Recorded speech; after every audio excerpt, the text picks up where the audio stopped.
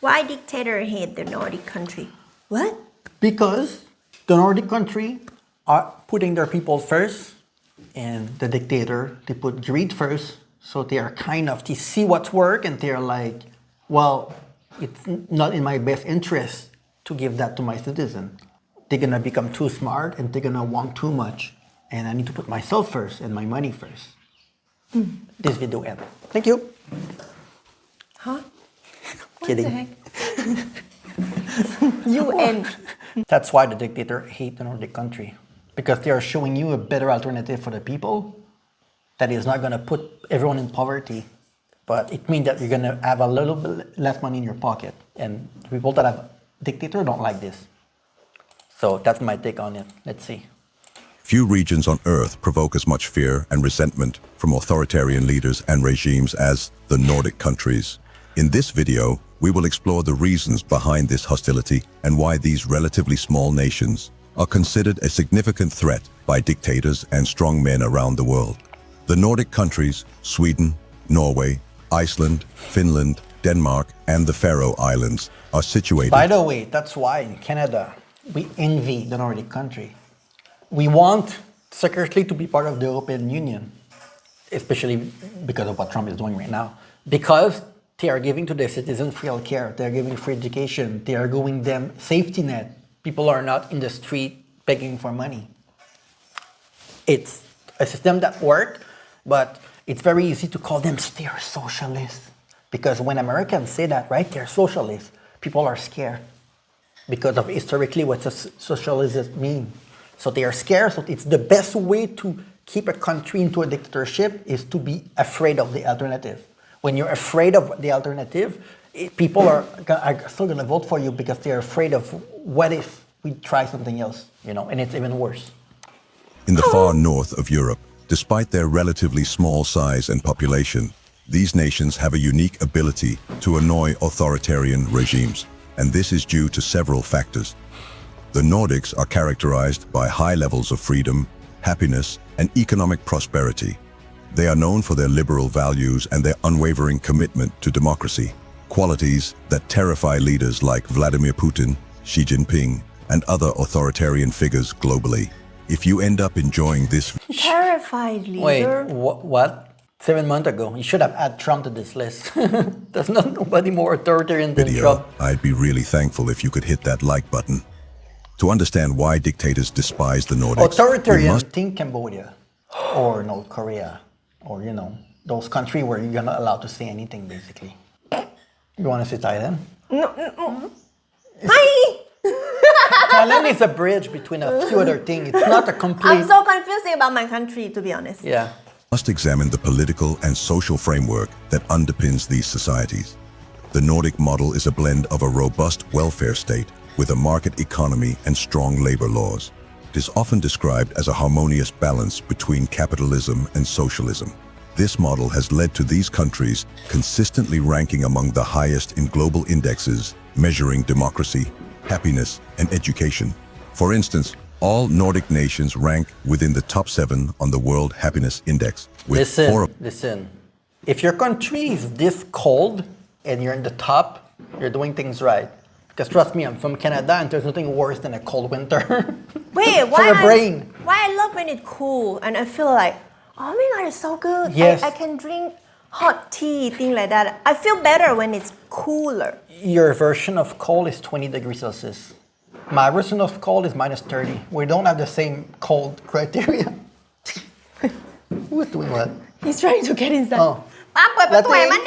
Come on. Latte, come on. Okay. Of them occupying the top spots. See, Canada is there, 15. This index evaluates factors like GDP, social support, freedom to make life choices, generosity, and life expectancy. Remarkably, a Nordic country has topped this index for the past decade. One of the reasons for the Nordics' success is their comprehensive educational systems. In Norway, Sweden, Denmark, Iceland, and Finland, higher public education is free of charge. This ensures that individuals from all socioeconomic backgrounds have the opportunity to pursue higher education without incurring massive student debt. A stark contrast. You want to talk about student loan? Oh, my student loan is normal compared to you. No, I'm just saying that the fact that I'm almost 40 and I still have 8 months of student loan to pay. Yeah. That's what I mean. You still have Yeah, it's 300 because I years to didn't. It's because I didn't follow the rule at the beginning. That's why I ended up like this. I know, but it's a way for the government to enslave you. When he knows that you have debt to pay, the government always gonna have leverage on you on pretty much anything that you do. Contrast to countries like the United States.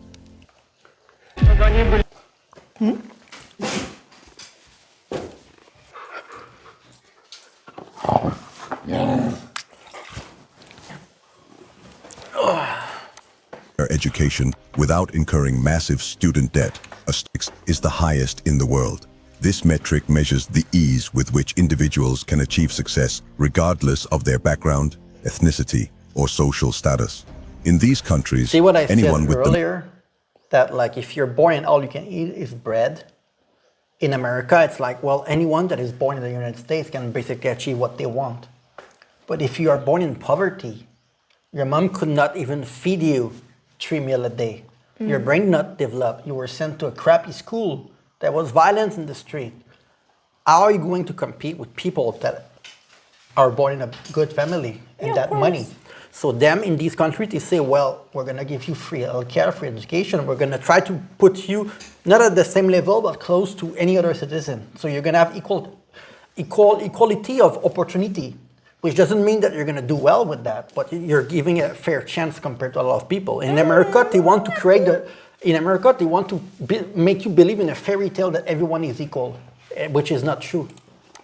merit can attain their desired position in life. Notable examples include Masud Gharakani, the president of Norway's parliament, who came to Norway as a 5-year-old refugee from Iran, and Mathias Tesfaye, Denmark's Minister for Children and Education, the son of an Ethiopian refugee.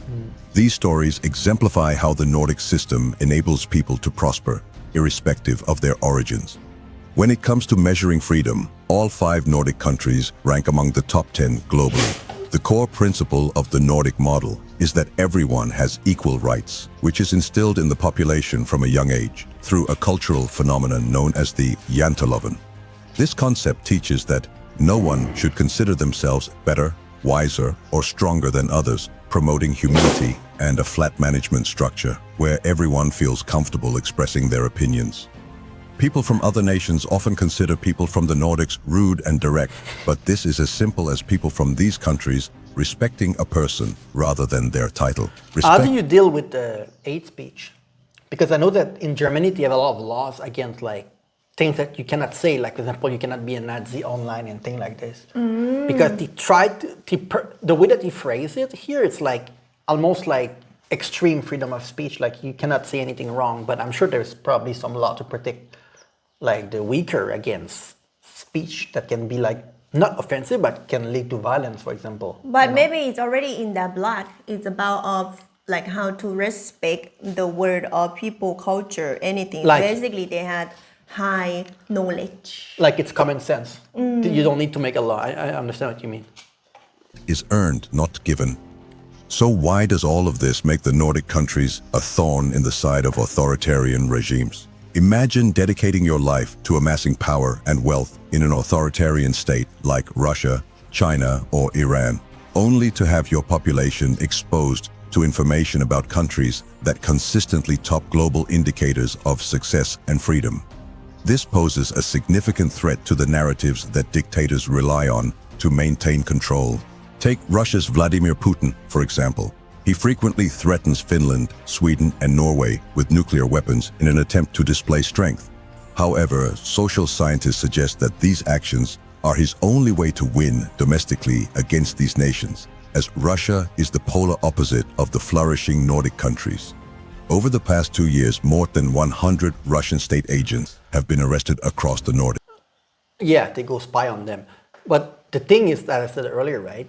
Another way is to call all of them socialists.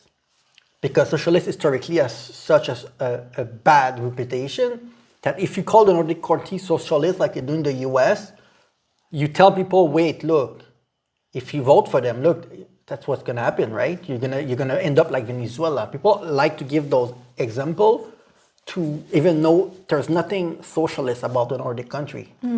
It's more like a social democracy. With one recently exchanged for Western citizens after falsely claiming to be a scientist working in Tromsø, Norway.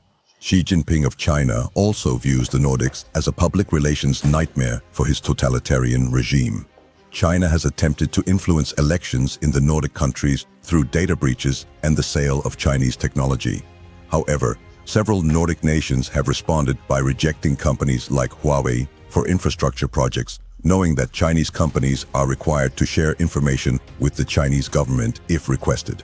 Additionally, Sweden hosts a significant portion of the Tibetan opposition, while Norway uses its Nobel Peace Prize to support democratic forces in China, with one recent winner being a Chinese opposition figure. Iran shares a similar story.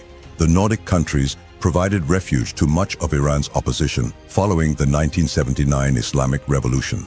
The current president of the Norwegian parliament, Masoud Gharahkhani, is the son of Iranian-born parents who fled Iran due to their political beliefs. Wow, gorgeous. Norway, in particular, does not shy away from confronting Iran, as evidenced by its decision to award the Nobel Peace Prize to Iranian pro-democracy and women's rights advocate Narges Mohammadi last year.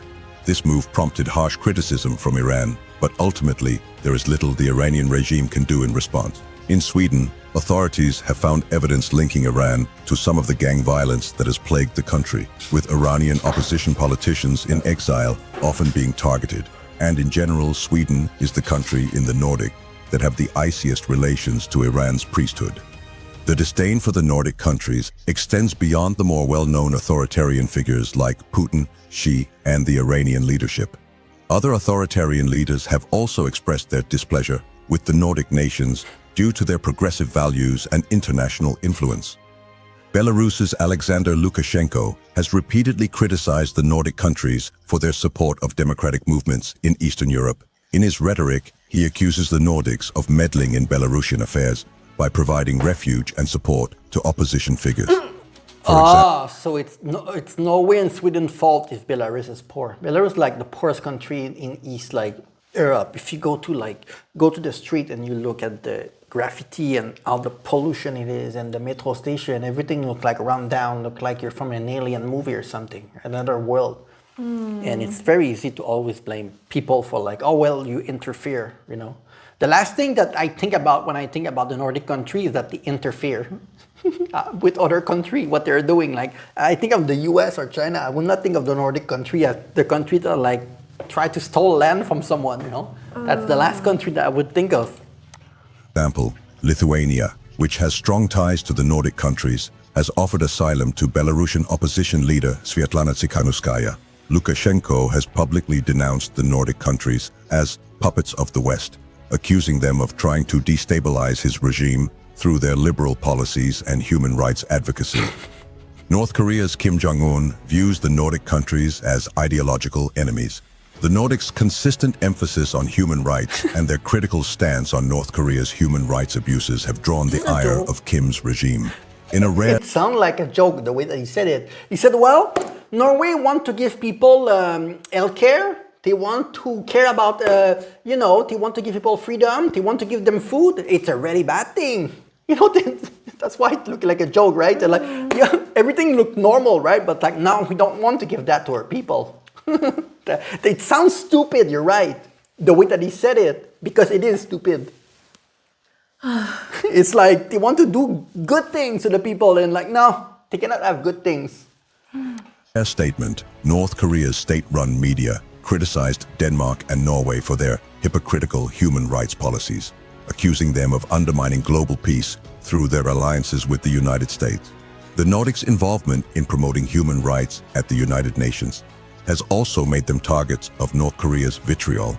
The influence of the Nordic countries extends beyond their borders, further exacerbating the frustrations of authoritarian regimes.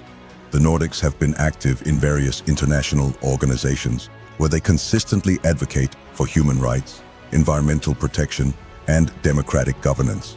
Their strong presence in the United Nations, for instance, has allowed them to push forward resolutions that often challenge the actions of authoritarian states. Moreover, the Nordic countries are among the most generous donors of foreign aid, often tying their financial Wow. support to the promotion of democratic values and human rights. This has led to accusations from authoritarian leaders that the Nordics are using their wealth to impose Western values on other nations. In regions like Africa and Asia, where China and Russia are also vying for influence, the presence of Nordic-funded NGOs and development projects presents a stark contrast to the more transactional approaches of authoritarian powers. The Nordic countries, with their commitment to freedom, equality, and democracy, stand as a powerful counterpoint to the authoritarian regimes of the world. Their success serves as a constant reminder to dictators of what is possible in a truly free society, making them a perpetual Well, irritant that's what I continue to said at the deepens very the beginning of the disdain. video, right? I said that they are afraid because they are showing their people that it can work to be kind and to give people like a good life and to give health care, free education, to give them a good life without having to be greedy or to be pro like competition at all time. Yeah, when people have good life, they have enough job, enough work, they pay enough tax, so your country will be able to develop well too. Yeah, one of the critique of the Nordic countries is that it's high tax. But you get free education, free healthcare, you don't have a lot of debt, you have a roof, you can eat food. I'm sure that there's things that are expensive, but when you don't need to worry if you get cancer, or you don't need to worry like to go to school, you know, to worry about paying your debt. Yeah, I'm willing to born and work hard and pay for my government. I even can pay everything. If like in the end of the day, I can get everything for free, you know? Even when I'm old, I don't even need to think about like, oh, who's gonna take care of me in the end? What I gonna do? Thing like that. So basically, Yeah, the retirement I don't plan need, too, yeah. Yeah, I don't need to think about anything at all. I can live really happy life for that by myself. Yeah, but you notice people in the comment section that are from these countries that still complain that they don't get enough. Oh, I maybe. think everyone will end up complaining for everything. But if you're born in Canada, in Thailand, or another country, you would love that you're born in Finland. I think most people are proud to be born in the Nordic country, actually. Some people complain. Oh, maybe But- they cut the tag, right? Like what we have heard a lot about the refugee thing like that. Oh yeah, people complain. It's most of the complaint about the Nordic country that come from people from there. It's regarding immigration. I think the rest of the topic are fairly like accepted in the country as being good. So anyway, please let us know if I'm wrong. So yeah. You are annoying that fuck. Yes. Okay. See you very soon.